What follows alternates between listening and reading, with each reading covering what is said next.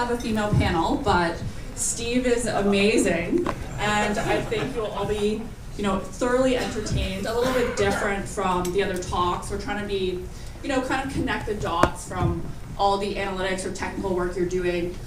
Steve played for TFC, was captain, so a lot of MLS experience, working for TSN now on air. So we're going to talk a little bit about international analytics, what it's like in the UK versus in the MLS, a bit too about like player dynamics, and some of the challenges or opportunities there is for development in that sense. But first, because I want to talk about women's hockey, I'm going to do a 2-minute preamble on the Olympics, and I was lucky enough to get a project there. And I think a lot of people look at entrepreneurs and they think, oh, they're just successful. They just step into something and get it done. So when we started Staffleys 10 years ago, I thought it'd be great to do women's hockey. Like, I'm a female, I want to contribute. It's just going to come easy. A lot of our other clients and contracts have been going really well. It'll just be quick pitch. That was a decade ago. So I had walked to the food court multiple times, and if you're an entrepreneur, food court's never a good thing. They're just trying to pass you off on free coffee. But finally CBC bit, so that was legitimately a decade of working on this project. So, women's hockey has come a long way. It was very exciting, and if any of you have any ideas or projects or any way I can help you contribute to something, Meghan at staffleys.com, please feel free to send me an email because I'd love to continue with that. So with that said, we're going to get a bit more to Steve and his experience overseas. So what is the difference going from like the UK versus, coming to Canada, playing in the MLS, analytics, data, training?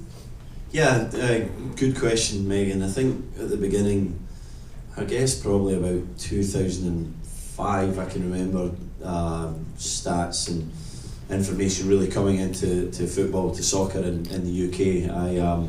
I sort of played 15 to 17 years between the top two leagues in English football for a number of different teams, and it was round about that 2005-2006 point where analytics really came into soccer, and in the early days it was pretty basic, mostly about physical stats and the distance you ran and the kilometres and the high intensity kilometres, and then the kind of team stat. That was what was focused on by many of the teams in the UK.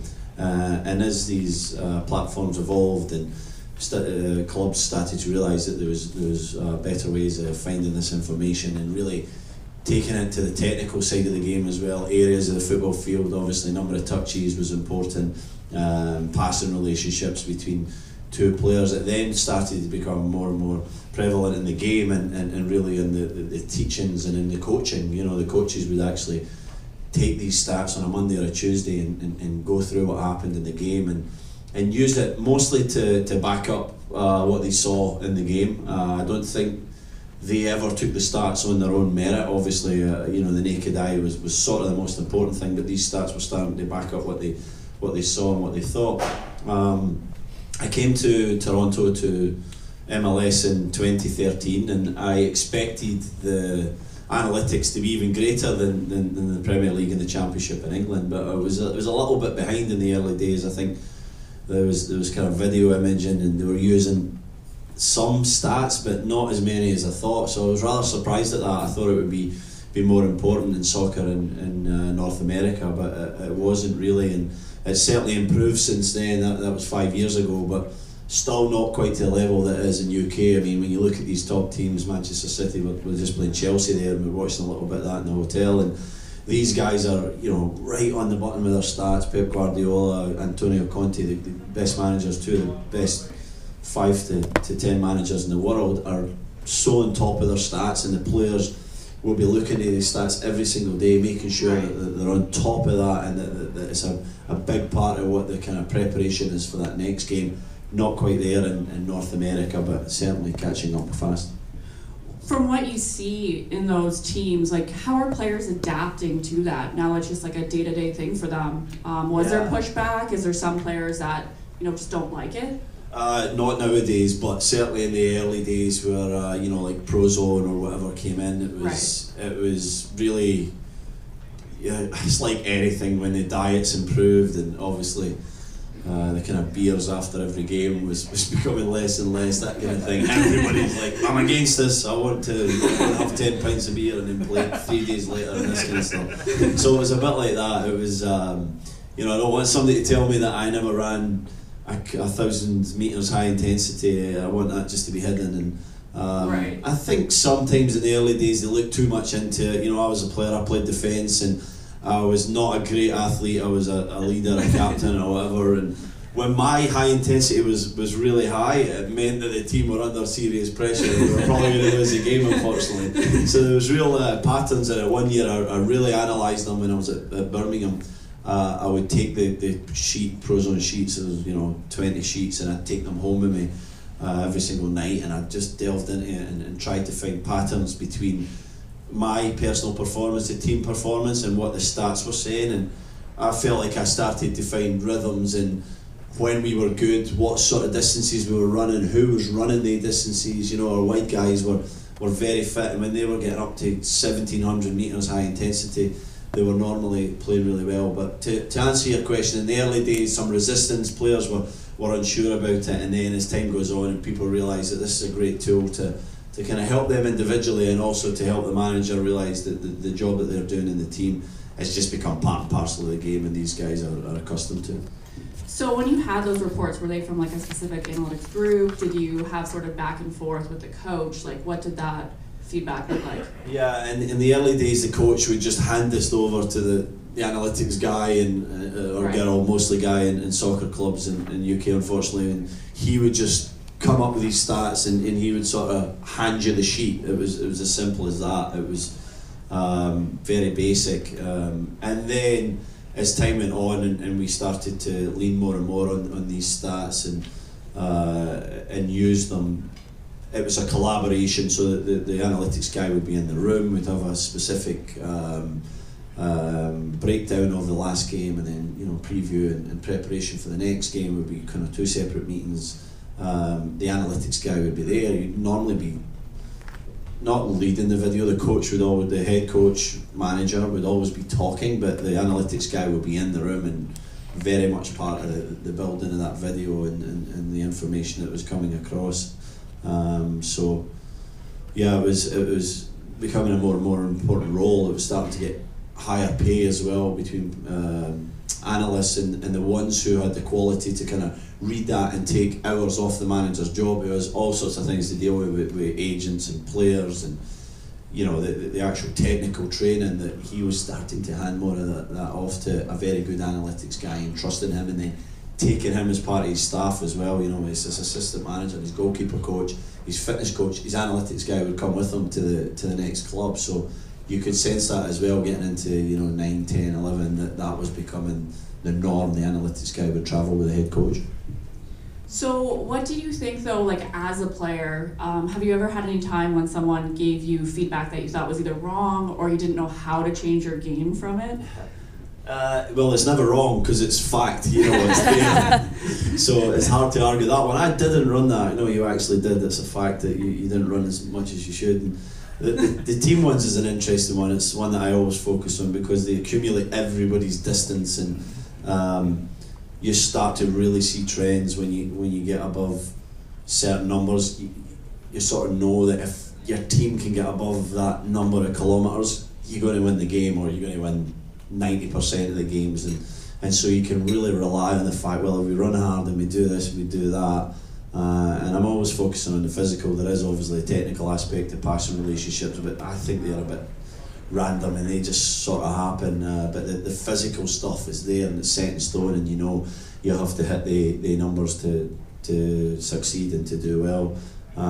So it's there, there's nothing you can do about it. You need to just use it to your advantage. You need to take the feedback. Yeah, take the feedback, accept it. It's like everything. If you're not thick-skinned in any sporting environment, you're never going to succeed. You've got to take the feedback. You've got to be honest with yourself and look in the mirror and try and take that criticism. It's been there since you're 12 years old. Well, probably at that level, most people are pretty used to getting you know, very negative feedback sometimes. Yeah, very used to receiving that from a coach.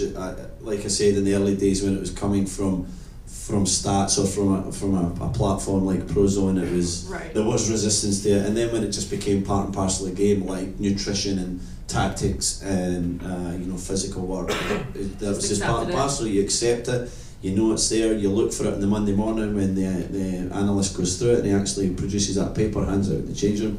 Everybody's flicking to the relevant page for them and analysing it for themselves. So jumping forward in your career as a broadcaster, how do you use analytics now, or any sort of data during the game or on your panel? What do you think is relevant to fans that's of interest? Again, you notice it in broadcast. There's way more analysis on possession. Was kind of always one that was there, but you got so many different stats now. Final third entries is a big one. Crosses from wide areas in soccer. The stats tell you if you get 20 crosses into the box in a game, you score 2 goals on average. So you have some managers, depends on the style of play, the head coach or the manager, who wants crosses in the box and he just wants consistency of cross, and he asks for that. So we're starting to see in the broadcast where we have more and more columns of analysis, where the hot spots are, where Kevin De Bruyne, for example, one of the best players from Manchester City, a Belgian international, outstanding midfielder, he always likes to drift to the left hand side. His stats show that, his heat graph shows that he's always drifting to that left hand side. He's doing most of his damage there because his ability to then put a sensational delivery in on his right foot. So I think it's coming more and more. I think that for us personally, when we're preparing, we'll definitely look at it, just like we do our research on the preview to a game, but we're not showing it too much on TV. Apart from the most consistent one is the heat graph, where you'll see where players go, or pretty easy to understand. Where the ball's been for the majority of the game. If we show a heat graph for that game today, the ball would have been in Chelsea's defensive half for the whole entire first half that I watched. So we're running a little bit late on time because there's actually a Whitecaps opening game today, but we want to take some questions. So I think this is a perfect break to, if you have any on Twitter or field any in the room. We have about 10 minutes left. Yeah, from Twitter. So we'll take them from the room. Sure. Same thing. If you have a question, raise your hand. I'll bring you the mic.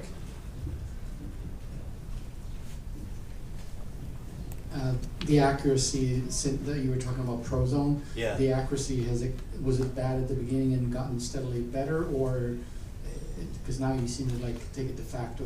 It's just the way it is, right? Yeah, I used Prozone because that was the one that we were using back then. I think that was one of the first ones in the UK. Yeah, it was really popular for sure. Yeah, and they improved as time went on.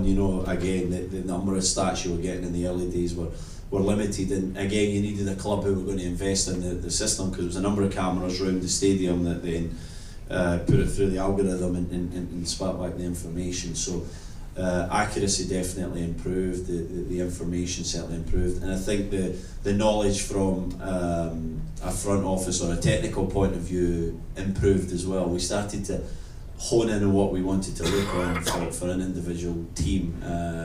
So you would look at it as in a team basis, the stats, and then you would maybe separate that to an individual and what his numbers you want to reach. And really, because of that, I feel that now we've got everybody wearing GPS in every single training session that most of these top guys play in, and they have to hit certain numbers every single week, because they know to be prepared on a Saturday to get to the numbers, they've got to go through so much during the week. So it's very specific. I've saw it at TSC where they're analysing during the training session. They have a remote, what do you call it, antenna, and they're analysing it. They've got the laptop at the side of the field, and if maybe through no fault of the players he doesn't quite hit the numbers that he has to reach on that day, they'll take him to the side and they'll take him through some longer runs, much to the dismay of the player. Not too happy with that. It's so specific that he must get in 2,000 metres high intensity on that Tuesday to be prepared for the Saturday to get to the levels needed to succeed. So it's almost like taking sports science to the next level with analytics. That's crazy. It really is. It's completely connected. The sports sciences and analytical side now is. It's so precise that if you're below your number, that they're actually giving you extra in the end. Hi, How many years do you think we're away from not only defenders looking at De Bruyne and his heat map to defend slightly differently, but then De Bruyne adjusting to that to break his pattern, so to speak? Yeah. I've always been amazed with Robin how much years he's been able to go to the line, cut inside, and do his thing. Yeah. Which you don't need analytics to see that, but do you think we will get to that point where players will, start breaking their own habits just to not have a too clear of an analytic heat map? Yeah, it's a good question. I think that these guys are so good that they just evolve and develop the entire time. So if they start to get blocked in a certain area, they find space. But interesting, you say about Robin, the Dutch international. He plays on the right. He's left-footed, and he always does the same move. He comes back inside and he whips it in the corner, and he's probably scored 50 goals like that in his career at every different level. And it's so difficult to stop, but what I think analytics allows you to do is to stop the ball getting to Robin in that area. So when I was at Wigan, I worked with the Belgian national team manager Roberto Martinez, and he was an expert at coming up with a tactical way of stopping a team play. We once went to White Hart Lane to play Tottenham Hotspur, and Gareth Bale was playing for Spurs at the time. He was devastating. He was beating everybody up with his ability to run past people and shoot. And so we came up, devised a plan to stop the ball getting into him, because we knew that if we stopped the ball getting for the full back to Bale on one side, I think it might be Adam Lennon on the other side, another really pacey winger, that Spurs were like half or a third of the team that offensively that they were for that season. So I'm sure analytics helped them to do that. We came up with that plan. We went to London and we got a draw. And we were clearly, the levels between both teams was night and day, but we came up with a plan through analytics to stop their most important players. Thanks. Just at a highest level, it seems like there's a level of cultural widespread adoption in soccer that just feels very different from the world of hockey. And I'm curious if you have any perspective on that. Is this something that flowed from management or ownership or coaching? And I guess your perspective on how that happened sooner in soccer than hockey, and then translate that to us people in the hockey world. What's your advice coming out of that to try to accelerate? So you're talking about obviously the influx of international players into soccer. Sorry, I didn't understand. No, he's kind of saying, I think, like, why do soccer players want that data report, whereas in hockey, and he worked at MLSC for a while too, so you see like the different groups of management and their style and say what you can say, I suppose. Yeah, I have to be careful here, and I don't actually know any hockey players personally, so I just find that it's a very unique sport, hockey, and I do not want to talk to this group for a second about hockey, because I'm sure everybody knows way more about it than me. But I just see, like, these guys coming from these mostly small towns, and all they do is play hockey, and they just know the game so well. I don't know if it's something to do with the size of the rink or whatever, but they're so in tune with what they want. They sort of don't seem as open to listening to extra information to make their game or develop their game, make their game better. I can't really answer why that is. I just feel like the way the game of football's went, the changes in football, the speed of the game compared to what it was even when I was playing 10, 15 years ago is incredible, and I think that analytics has played a huge role in that. I really do. I think it's allowed coaches to develop and become more tactical. You still get that old school team who kind of lump the ball forward and play a percentage game and just kind of launch it in the box or whatever and wait in a break, but it's gone at the top level of soccer, and I do feel that's because of analytics, and it would be interesting to see if that does happen in hockey. I'm sure somebody will do it, and a team will come through and probably change the game of hockey, but for some reason we've not seen that yet.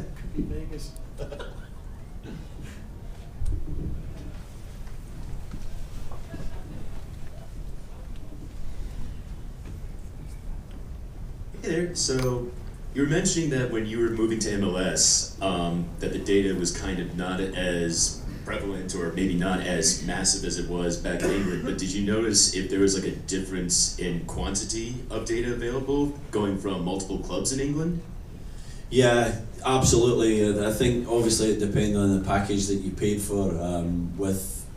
I keep saying Prozone because everybody was using that then. I'm sure there's 3 or 4 different ones now that they're Like using. Opta or something. Yeah, Opta.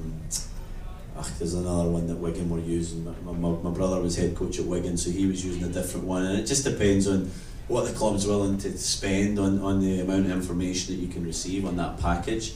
So yeah, it was different, but again, because of the importance of it, most teams were realising that, you know, it was a competitive advantage and it was worth spending a little bit more money to have that platform for the players. MLS was strange. Like I said, when I came here, I think the first game I was like, can I have my Prozone stats? And we don't have Prozone. I'm like, what? Really? So I was really shocked. And then I think we had it for a little while, then we didn't get it the next season. So I don't know what it was. I guess, you know, as a soccer nation, we're a little bit behind, a lot behind the UK. We're catching up quickly, and I'm sure, like most things we do here, we become really good at it, and I do believe that. But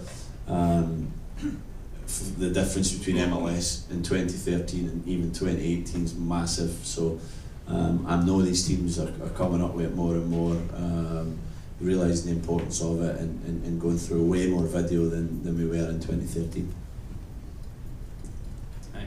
Hi. So it seems like the ability to track data, things like possession and distance traveled, is really well established. Do you think teams and you as an analyst really sorted out what it all means? I think of the example of like when Manchester United sold Jaap Stam because, like the story is, Alex Ferguson saw his tackle numbers are really low. They're like, oh, he's declining. He's not any good anymore. And really, he had low tackle numbers because he was always well positioned and didn't have to tackle.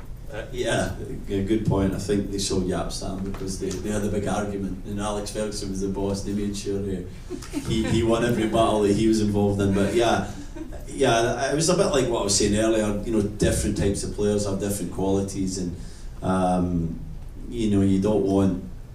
You can tell from the stats whether that player's playing to the best game for him, whether he's athletic, not athletic, good in the ball. You know, I mean, I think, for example, if you have 2 centre halves, normally one of them's a bit better on the ball, so you would block him off and you would leave the other one on it. So you can see the trend there where Vertonghen's probably on the ball 65, 70 times, Spurs centre half a game, and his partner Sanchez, the Colombian guy that plays alongside him, 30, 40 times, because he's not as good. So if I'm playing Tottenham, I'm saying to my centre forward, if I'm playing one up top, block Vertonghen off, send it to the right, you know, put him down that way. It just allows you to again use your naked eye. You see these things, but then you back it up with the actual statistics being there. So trends really appear through the stats, and that's what we look at. Certainly as an analyst, as much information we can get, but the level that these coaches go into, it's like hours and hours to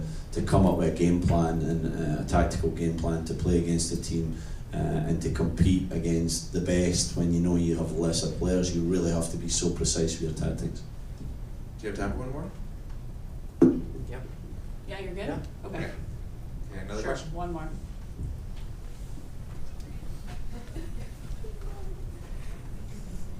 Distance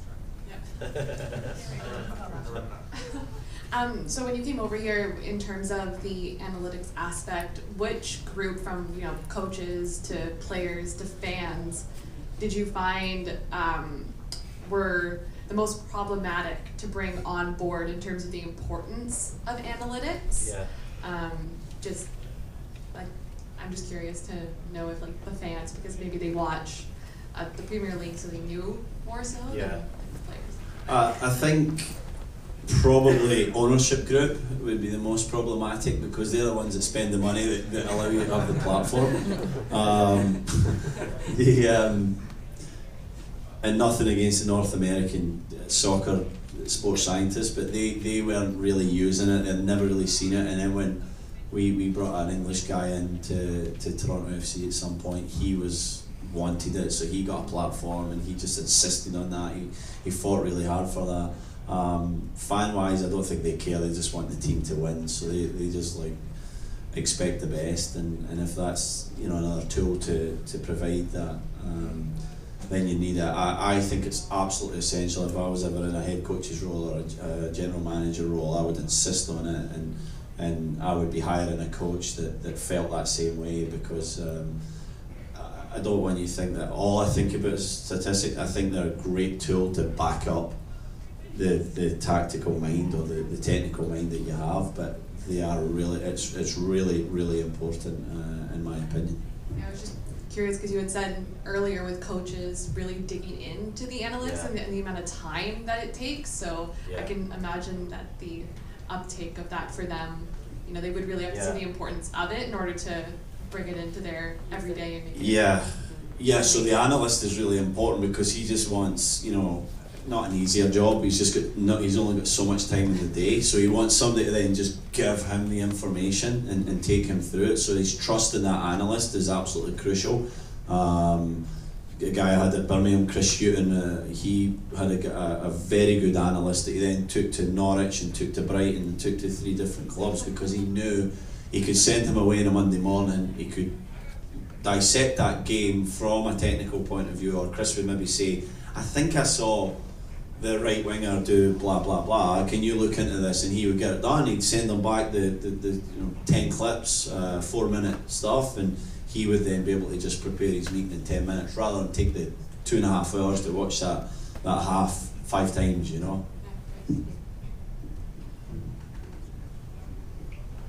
Time for more? Or good.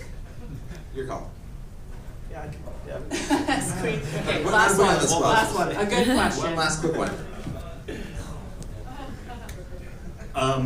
The thing you said about in football, managers taking their analytics guys with them and something like that reminded me of something that I've been thinking about a lot in regards to hockey analytics and its penetration into the NHL, which is on the odd occasion when the media does bring up a certain stat, or like a certain player is showing up bad on this stat, a fairly common response is, oh, we have our own analytics department and our data tells us that this player is actually good. And so I was wondering, do you think there's a danger of that sort of relationship leading to guys basically massaging stats to let coaches or managers or whatever hear the sort of things that they want to hear? Yeah, absolutely. I think that there is a way sort of fudging the stats for a little while, but I think over a longer period of time, that's a really difficult thing to do. Certainly as in my sport, it's they're there, and you would be amazed to see the trends that really appear in individual players and indeed in a team through these stats. So I think that over a shorter period of time that's possible, but I don't think over a season or a 6-month period that you can massage your stats. There's quite a funny story. Guys would try and get their distances up, so there was an injury on the field and we're watching the video and this lad's like sprinting 10 yards back and forth, and I'm like, what the hell is he doing? And we're like, he's getting stats up so he doesn't get around.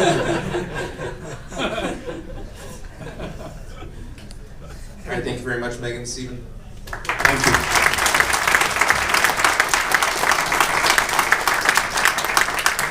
So yeah, we'll take another 10-minute break and we'll start the next round of talks.